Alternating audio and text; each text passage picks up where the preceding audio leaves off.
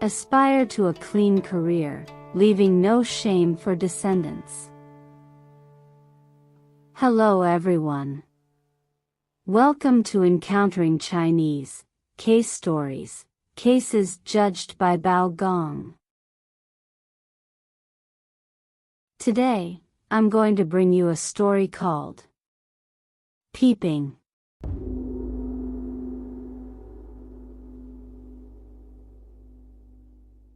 In the Nan village of Huashan County, Luzhou Prefecture, there lived a man named Zhang, who made his living as a tailor. Nearing 50 years of age, Zhang was married to a younger and beautiful woman named Wang. However, Wang was known for her wanton behavior, and the couple had no children.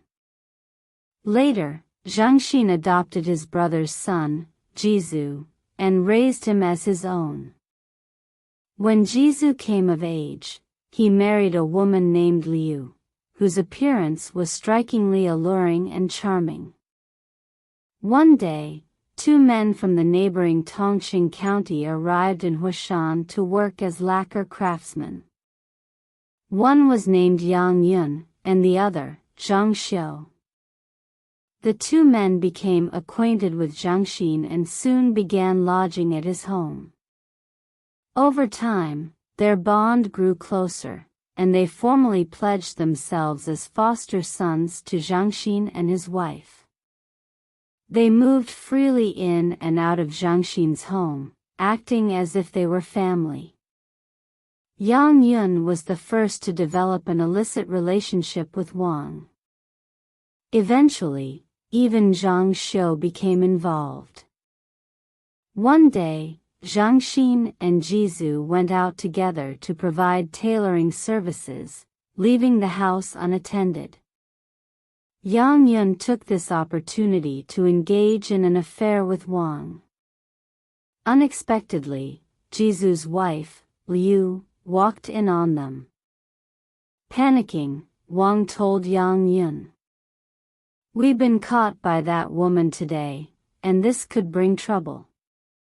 We should pull her into our circle to ensure she won't expose us." That night, Zhang and Jizu did not return home, and Liu slept alone in her room. Under the cover of darkness, Yang Yun pried open her door and broke in with ill intentions. Liu woke up in alarm and cried out, resisting his advances. Hearing the commotion, Wang rushed into the room but, shockingly, instead of rescuing Liu, she gagged her and assisted Yang Yun in his vile act. Soon after, Zhang Xiu joined in as well. Over time, the four of them developed an understanding. Yang Yun and Zhang Xiu took turns engaging in affairs with Wang and Liu, freely swapping partners without restraint.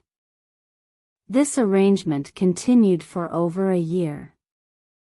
With Zhang and Jizu often working away from home, the four lived a carefree and indulgent life.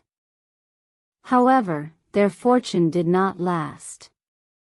Zhang began noticing oddities and secretly observed the situation, though he could not catch them in the act. Sensing his suspicion, Yang Yun and Zhang Xiu discussed killing Zhang to eliminate the threat. But Wang intervened, saying, "You must not act rashly. As long as we remain cautious, they won't be able to do anything to us."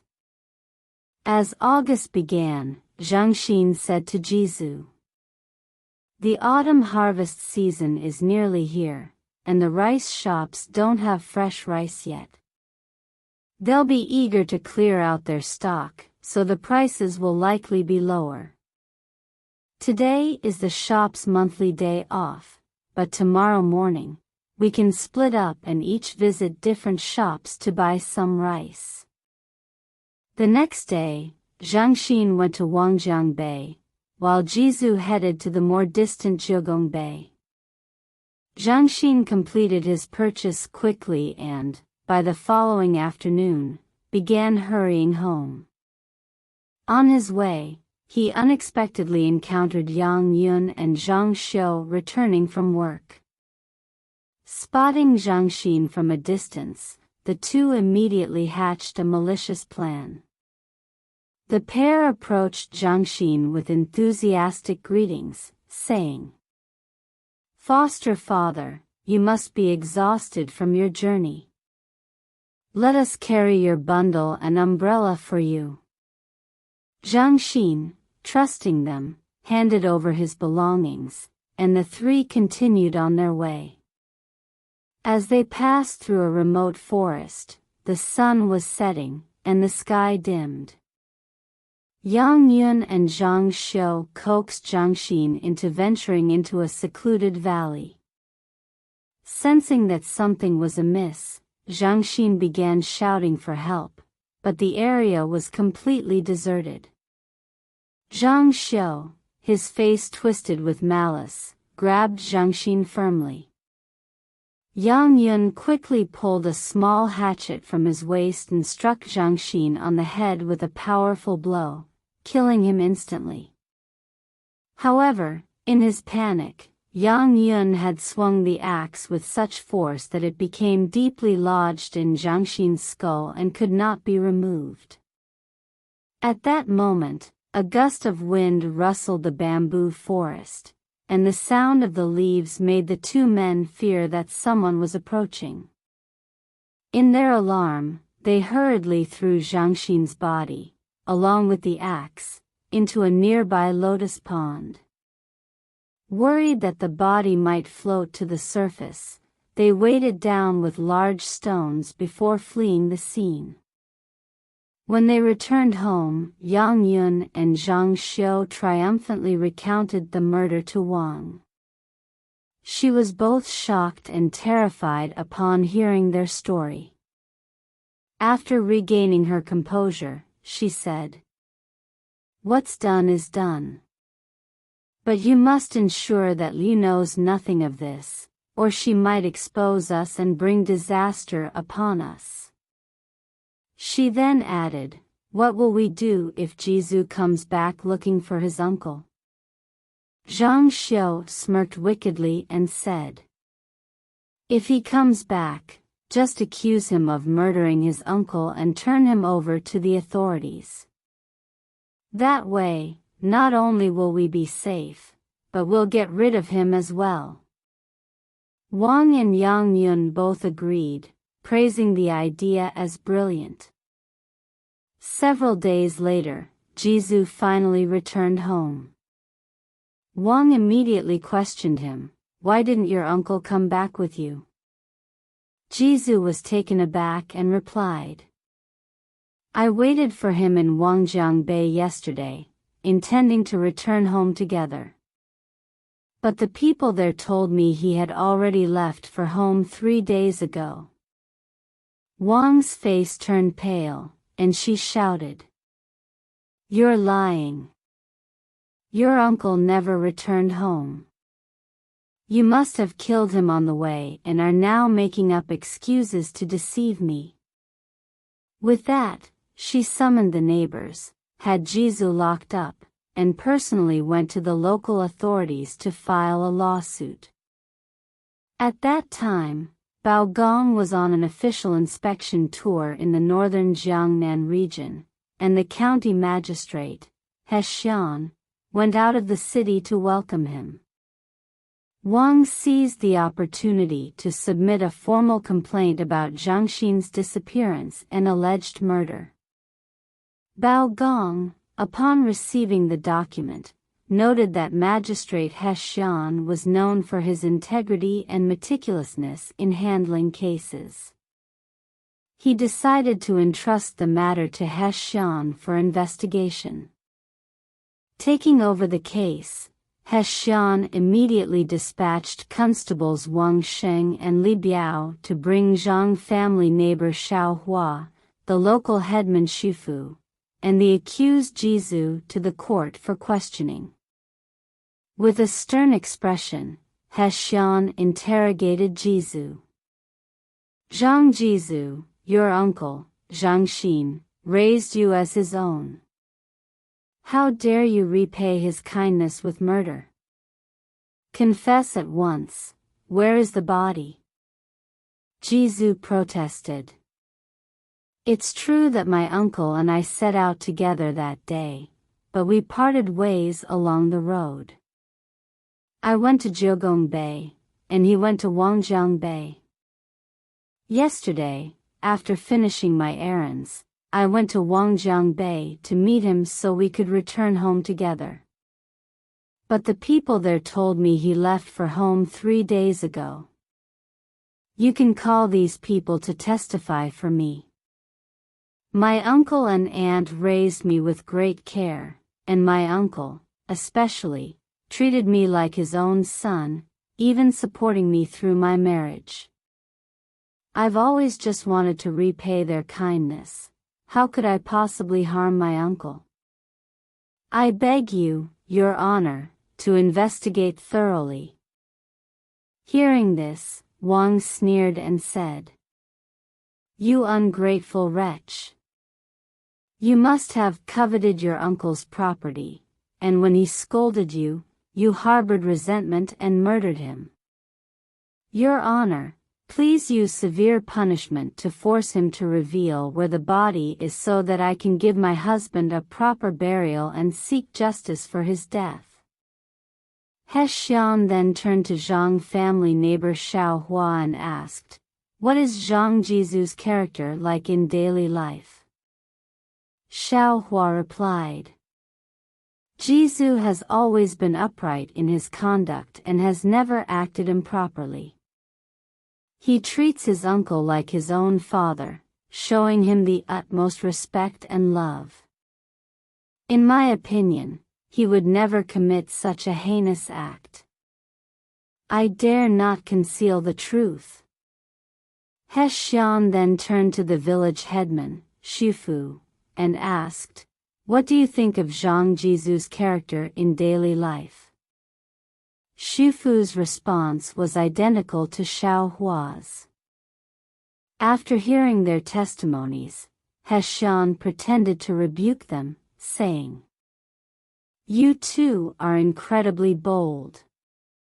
You must have accepted bribes from Zhang Jizu to speak on his behalf. According to the law, I should have you each flogged with 20 strokes. However, considering your advanced age, I will let you off for today. In his heart, He Xian understood that there was more to this case than met the eye. After a moment of contemplation, he feigned anger and scolded Jizu, saying, Since you refuse to confess, you'll first receive 20 strokes of the rod, then be detained. You have 3 days to reveal the location of the body, or you'll face the consequences. He then had Jizu locked up and sent Wang back home. Believing Jizu had already been convicted, Wang was overjoyed and knelt down, kowtowing as she exclaimed, Your Honor, you have remarkable insight. May you enjoy eternal glory and prosperity. After the trial, He Xian asked the gatekeeper, Do you know where the Zhang family lives? The gatekeeper replied, Their home is not far, just in the next village. So He Xian quietly made his way to the Zhang residence with a group of constables. By then, it was late at night. The neighbors were all fast asleep, and the surroundings were pitch dark, except for the Zhang household, which was still lit up. Peering through a crack in the wall, He Xian observed 2 men and 2 women sitting around a table, drinking and chatting. Inside the house, Yang Yun laughed and said, If it weren't for my clever idea, how could we be enjoying such carefree days now? The others all chimed in, laughing heartily. Only Liu wore a troubled expression. She couldn't help but say, "You're all living so merrily, but my husband has been wrongfully punished. Does your conscience not trouble you?" Yang Yun dismissed her concerns, saying, "As long as the four of us can keep living happily, who cares about him? Come on, let's drink up and then find some fun." Wang chuckled and said, "Everyone says that Magistrate He is wise and just.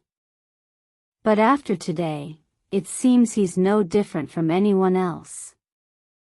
Yang Yun made a gesture and cautioned, "Keep your voice down. That's not something you should say carelessly." He then pulled Liu into his arms. Though she said nothing, her anger was evident as she turned her face away. Wang continued, "I heard that the magistrate plans to find the body within 3 days. Did you bury it securely?" Yang Yun laughed and replied, "The body has already been thrown into the depths of the lotus pond. To be safe, we weighed it down with a big stone. By now, Zhang Xin's body is probably decayed beyond recognition. Who could possibly find it?" Wang nodded approvingly and said, "That's reassuring." Upon witnessing the scene in the Zhang household, He Xian was filled with rage. He immediately returned to the yamen, beat the drum to summon soldiers, and personally led a group of constables back to the Zhang residence. They surrounded the entire property, leaving no route for escape. Inside, Yang Yun and Zhang Xiu were still indulging in their feast. When the constables burst through the door unexpectedly, the two men panicked. They tried to flee through the back door, only to be caught by constables stationed there. Wang, Yang Yun, Zhang Xiu, and Liu were all apprehended, dragged to the yamen, and each given 30 strokes of the rod before being thrown into prison. At dawn the next day, Magistrate He Xian convened court. He first summoned Jizu from his cell and asked, "On your way to Wangjiang Bay, did you pass by a lotus pond?" Jizu thought for a moment and replied, "Indeed, there is a lotus pond in the mountains. It's deep within a secluded valley." Upon hearing this, He Xian ordered Jizu's shackles to be removed. He instructed him to lead the way to the lotus pond and dispatched over 20 constables to accompany them. He Xian himself followed in a sedan chair. When they arrived, they found the area to be as desolate as Jizu had described. Pointing ahead, Jizu said, "The lotus pond is just there." He Xian then declared, "Your uncle's body should be buried in this pond." Upon hearing this, Jizu burst into tears and leapt into the pond. He Xian ordered several constables to follow him into the water. Reaching the center of the pond, they found a large stone beneath which lay a body. They retrieved the corpse and brought it ashore, discovering it was badly decomposed. Embedded in the skull was a small hatchet. When they cleaned the hatchet, they saw the name Yang Yun engraved on its handle. The constables presented the evidence to He Xian for inspection. He Xian asked, "Whose name is this on the hatchet?" Jizu replied, "It belongs to one of my uncle's adopted sons, the same Yang Yun you arrested last night. My uncle had 2 adopted sons, Yang Yun and Zhang Xiu, both lacquer craftsmen." The magistrate then ordered the coroner to re-examine the wounds on the corpse. Returning to the yamen, Hessian brought the 4 prisoners to the court. He ordered another 40 strokes of the rod for Yang Yun and Zhang Xiu, demanding they confess. Initially, the 2 men stubbornly denied their guilt. Hessian then threw the hatchet onto the courtroom floor and shouted, "Do you still think you can escape punishment? Whose tool is this?" Seeing the hatchet, Yang Yun and Zhang Xiu froze in terror. They exchanged panicked glances but said nothing. Hessian bellowed for the use of the finger-crushing torture device, and the 2 men, unable to endure the agony, finally confessed. "We were having an affair with Wang," they admitted. "When Zhangxin discovered us, we feared exposure and killed him to silence him." Hessian sternly rebuked them. "You knew that your illicit affair being discovered would bring trouble, yet you failed to realize that murder is a far graver crime?" He then ordered the officers to administer 40 lashes each to Yang Yun and Zhang Xiu, after which they were shackled with heavy chains and thrown into prison.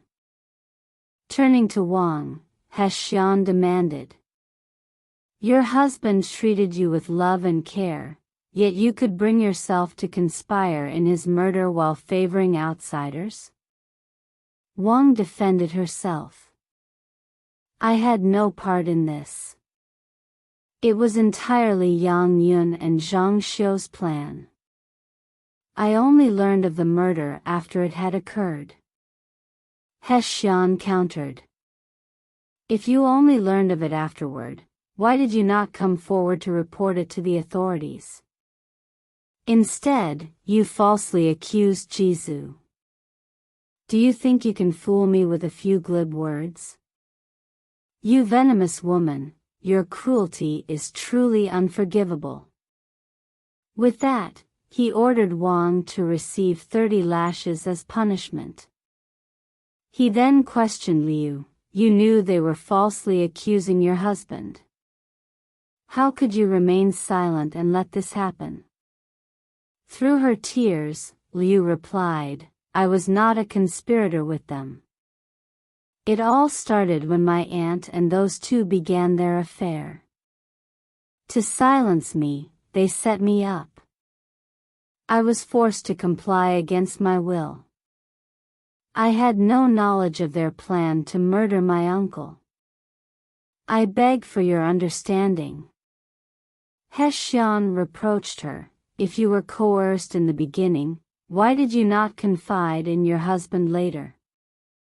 Though you did not directly participate in Zhangxin's murder, you abetted their crimes. Your circumstances may be mitigating, but they do not absolve you." Finally, Hessian delivered his verdict. Yang Yun and Zhang Xiu were sentenced to death by beheading. Wang, for her maliciousness, was sentenced to death by slow slicing. Liu, due to her coerced involvement and mitigating circumstances, was sentenced to death by hanging. Jizu, having been proven innocent and unconnected to the case, was released and sent home. Hessian carefully documented the details of the case and submitted the files to Gong for review. Upon reading the case in detail, Gong was highly satisfied and endorsed the judgment, noting that the case was handled with fairness and clarity. He approved the sentences for execution as determined. All right. Today's case story, Peeping, concludes here. If you enjoyed it, please like and subscribe. Feel free to leave your comments and share with others. See you again in the next issue.